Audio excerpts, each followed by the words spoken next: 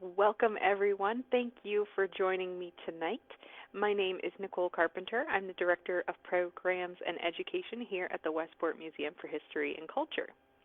This is the museum's Tuesday Treasure program, where we go through some of the lesser seen objects in the museum's collection. If you have liked our programming in the past, I do encourage you to like and follow us on all of our social media handles. This includes Facebook and Twitter at Westport History and on Instagram at Westport History Museum.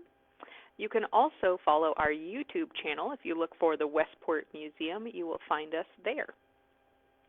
As always, we are pleased to offer this program for free, but we do, as always, encourage your support. We do have a $5 suggested donation for all of our programming, but we encourage your support and appreciate it however you are able to during this difficult time. If you have any questions during tonight's program, please feel free to enter it in the comments box here. I will go through as many of those comments and questions at the end as I can. This includes anecdotes. If there's anything you would like to share, please do enter them in that box below. If you think of questions later on that you didn't think of during our broadcast, still please enter those in the comments box as we do go back as a staff and look through these videos, and we will try to answer your questions then. So tonight, our topic is actually the property that the museum sits on at 25 Avery Place in downtown Westport. This property has a very long history. We're going to go through the highlights tonight.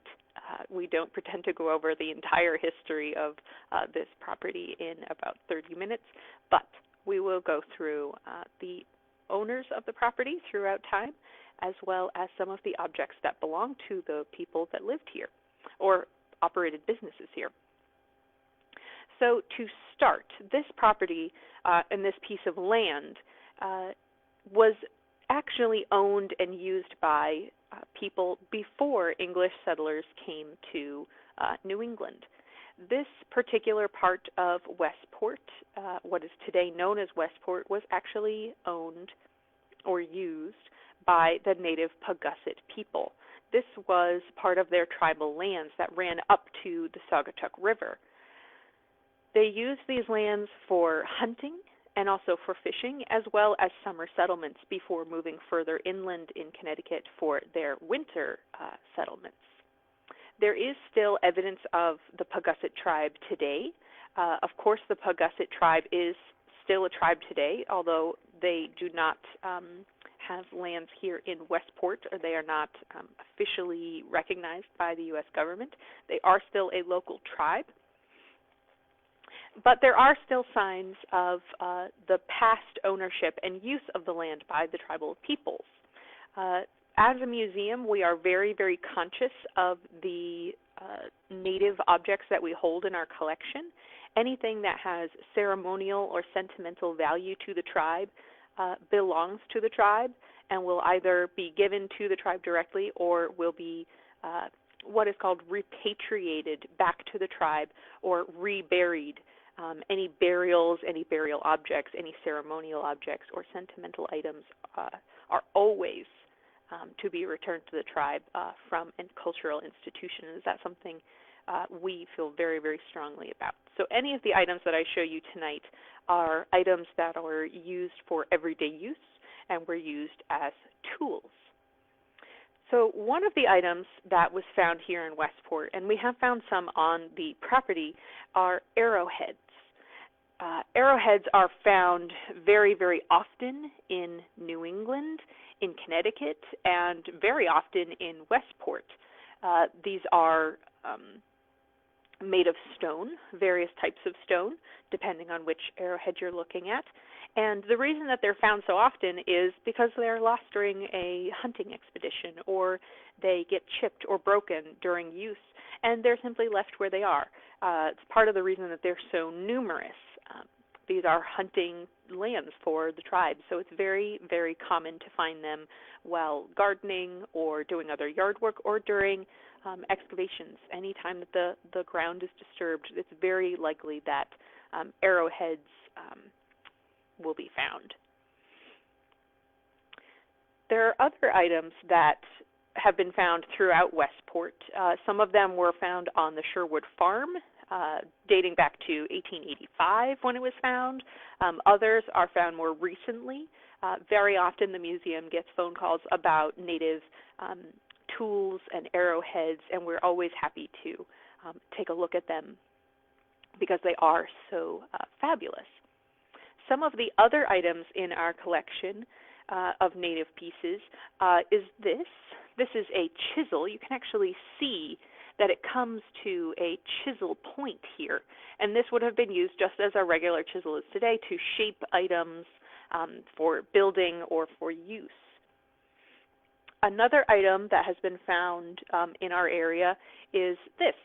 Now this very much looks like a regular stone, but you can see that it has been shaped here, and that's to be held in the hand and used as a pounding stone to prepare different types of grain and flours and other types of foods. Almost like a mortar and pestle, but it would have been using much more for pounding rather than grinding. But they did have those as well, and still today. The last piece I wanted to show you, it kind of looks like one of the arrowheads, but it is much larger. You can see this compared to our arrowhead. Now this item is a hand axe. This would have been used probably attached to a stick, or it would have been used by hand, and this is also a tool. This is not a weapon, but it would have been used in, again, prepping materials for building or for other uses.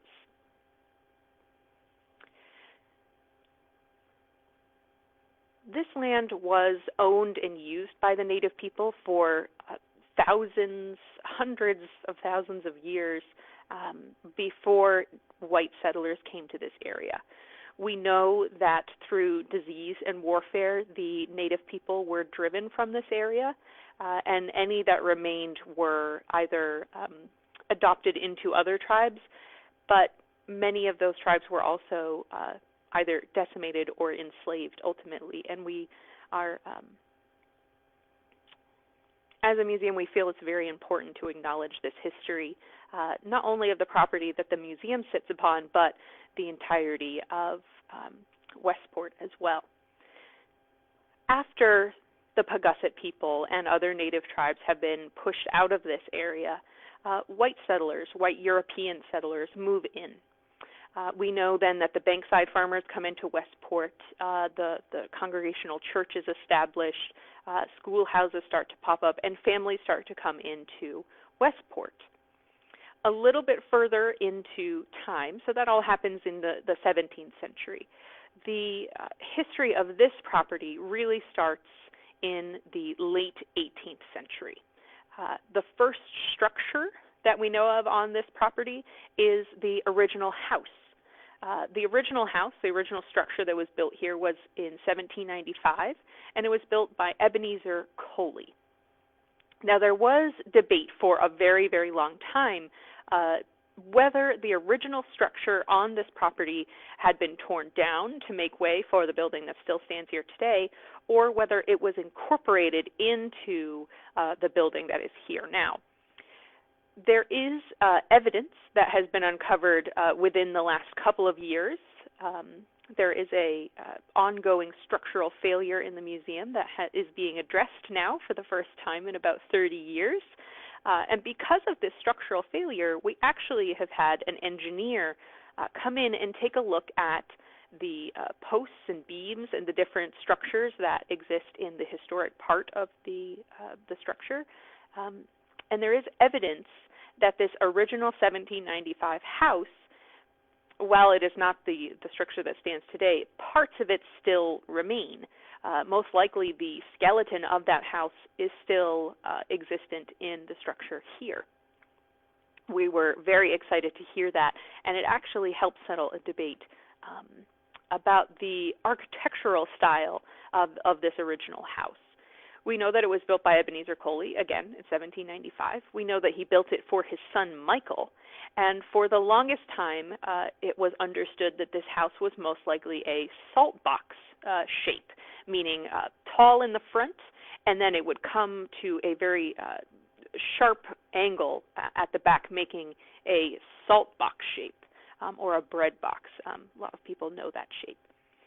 But from the evidence that we've seen from our engineer, going back to this original structure, it's most likely a 5-bay colonial, a colonial structure rather than the salt box architecture. I do encourage you all to go and kind of Google some of these architectural terms if you're not sure what shapes I'm talking about. But this original colonial structure was built for Michael Coley, the son of Ebenezer. The the building downtown that is today, it's open. It's just across from TD Bank. It's on the corner. That structure used to be the Remarkable Bookshop or Talbot's. That structure is and was the Coley General Store in the 1800s, owned by the Coley family. Ebenezer owned that store and ran his business out of it. He owned much of Coley Town and had a large farm there that he would sell his goods at the general store. We know that he built this house for his son Michael, and Michael also helped to run that store. Along with Michael and his wife, who lived at 25 Avery Place, the site of the museum today, we know that the Coleys also owned enslaved people who were also living and operating out of this original house. We know that Ebenezer Coley lost his enslaved people who defected to the British side in exchange for freedom during the Revolutionary War. And we know that Michael lived in this house for several years before he defaulted on some loans or defaulted on the payments of the house, and ultimately it was purchased back by his father just 4 years later. After the Coleys, in 1799, this property was purchased by Anne Avery and her mother, Mary Kent.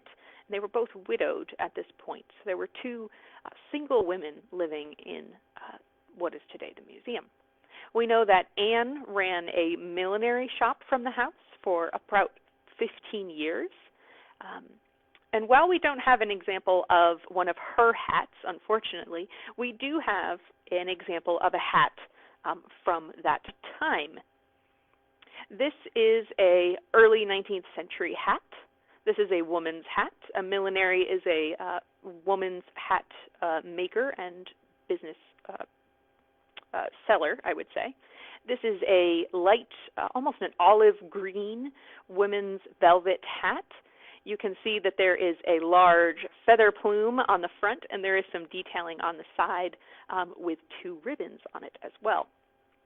And this is something that Anne, a style that Anne would have held in her shop and sold to the local ladies.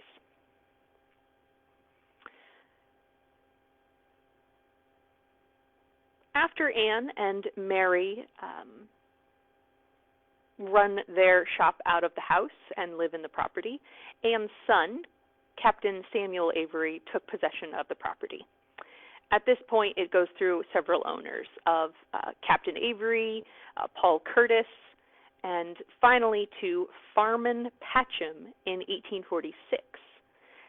He uses the house. He is actually very prosperous. He buys number 9 Avery Place, the property just next to the museum, and in 1855, not quite 10 years after buying the property, he takes an additional mortgage on the property. We know that his taxes go up significantly from about $1,800 to $3,000, and this may be because of the structure that is built on the property at the time. The cobblestone barn that is owned by the museum and sits on our property is a very unique structure. It is the only structure like it in Connecticut. And it is theorized and probably what makes his taxes go up at that point. The barn has been dated to the 1840s, and it is believed that he probably built the barn, and that is what caused him to take out a second mortgage. We also know that the barn was used as a dairy, that cows would have been brought in to milk there. We know that by 1857, Farman Patcham actually moves to Ohio, and the house reverts back to the Saugatuck Bank. A few years later, just at the beginning of the Civil War, the house is sold to Thomas F. Davies. Less than a year later, he sells the property to Morris Bradley. Now, that name might sound familiar to those who are familiar with the original structure or the historic structure on the museum's property. The historic structure is known as the Bradley Wheeler House, and it is from Morris that it gets this first name. Shortly after purchasing the property, this structure, this 5-bay colonial structure, is still present, and he decides to remodel the home to a very fashionable style called Italianate. This is what you will see today if you visit the museum. It is a square-shaped building. It has a low roof with a cupola on top, and it has these very characteristic circular windows. And this is much more fashionable in the 1860s than this colonial style. We know that the family lives here for many, many years. We know in 1891, Morris's widow, Mary, actually divides the estate between their two children, Abram and Julia. Abram and his family moved to number 9 Avery Place, which had formerly been owned by Farman Patcham, and on the museum's property, number 25, is where Julia lives. Julia marries into the Wheeler family. She marries Charles, and that is where the second namesake of the Bradley Wheeler house comes from. The Wheeler family lives also in the house for a very long time. Julia actually passes away in 1927 and leaves her estate to her 2 sons. One of the items that we still have from the Wheeler estate is this grandfather clock. This clock we know came from an estate sale of the Darby Wheeler estate, who we will come to a bit later in our history of the property. This clock is made by an individual named O. Hopkins. It's actually signed here on the clock, up here, O. Hopkins, and then you will see the word Litchfield. And this actually is referring to the area that the clock was made in Litchfield, Connecticut.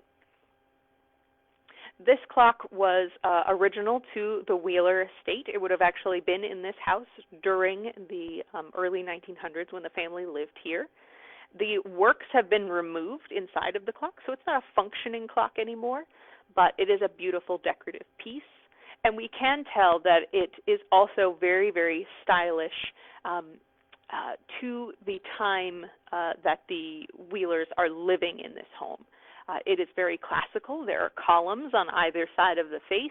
And then at the top, which is just a little too tall for you to see, there is some scroll work with a small urn, hearkening back to this very classical style that was back in popularity at that time.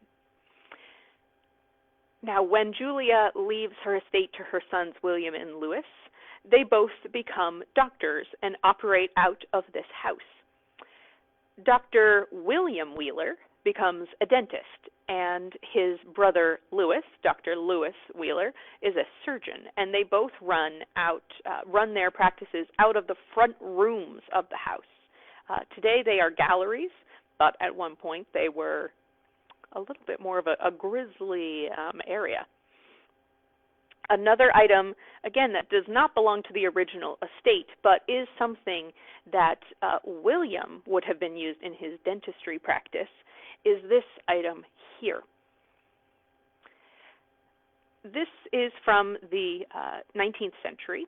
It dates to the 19th century, but it still would have been in use during William's time. This item is called a dental turnkey. You can see there's a little hook here on the end. This instrument was used by dentists, and it was used to pull teeth. A little bit of a grisly item. The hook would have been used to hook around a tooth, and once it was locked on, it was actually used to extract any diseased teeth. Now, William and Louis only operate out of the house for a couple of years. By 1930, William, the dentist, moves to Philadelphia, and he passes away 3 years later, leaving his share of the estate to his brother, Louis. Louis goes on to live for actually about another 20 years, just over 20 years. In 1957, he passes away, and he wills number 25 to his housekeeper, Charlotte Darby. And Darby Wheeler is the estate that this clock comes from. Now, Charlotte was not married to Louis, but she was very, very fond of her employer, and she actually requested that the Wheeler name stay attached to the house when she left it to Christ and Holy Trinity in her will when she passes away in 1979. The church accepts this donation of the home, and Charlotte Darby, actually gives it to the church with the understanding that they either use it or sell it as they see fit, so long as the name is attached to it, that Wheeler name. By the time that we get to the early 1980s, the property is bought by the Westport Museum, then the Westport Historical Society, to use as its museum headquarters. The last item that I wanted to show you tonight is this beautiful ink and watercolor piece of the museum. And this is done in 1991. And you can see some beautiful trees on the property. You also see the cobblestone barn in the back. And you can also see some of the small buildings that are attached to the barn. These are no longer present on the cobblestone barn or on the property. But the rest of that sketch is extremely accurate to the museum today. Through the 80s and 90s, the museum, with thinking of the time, installed period rooms in all of the historic parts of the home, purchasing items from Pennsylvania and other parts of New England to create these little vignettes of Victorian-era living. Now, of course, museum thinking and theories have progressed a long way since then, and today we have actually removed most of those items, and we present exhibitions to you all today, along with other programs and educational initiatives out of those spaces, while still using these items from the past to help you all gain a clearer understanding of history and maybe connect a little bit with some of the objects that you see. So if you have any questions, I am more than happy to answer them. Again, if you think of something after our broadcast that you have a question about, you can always comment on this video, and we will go back and answer that as well as we can. You can also email us with any questions that you'd like us to answer on these objects or other objects that you've seen on our Tuesday Treasure programs, on any of our other programs. I'm always happy to answer those. I do want to thank you all for joining me tonight, and I hope you will join me in a couple of weeks when we go through some more of our holiday-centered and seasonal items. We'll be going through our heritage tree ornaments, all Westport and local artist ornaments over the last, I think, about 30 years. And then we will also be going through some seasonal items to do with the coming of winter. So thank you all so much. Please follow us on all of our social media, and I hope you have a wonderful evening. Thank you so much for joining me. Good night.